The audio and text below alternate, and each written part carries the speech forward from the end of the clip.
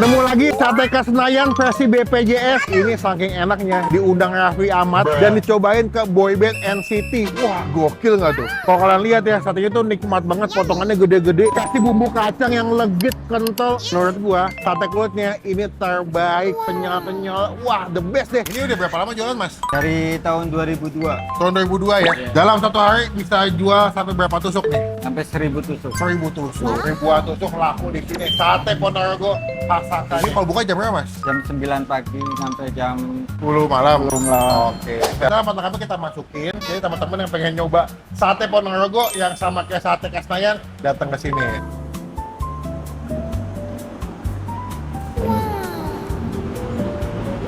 Bumbu kacangnya emang enak sih. Dia betul-betul creamy banget. Rasa kacangnya tuh nati banget.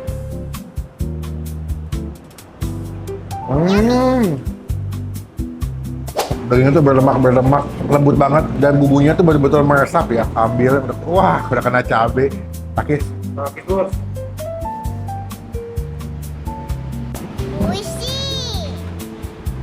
Takis. Takis bos.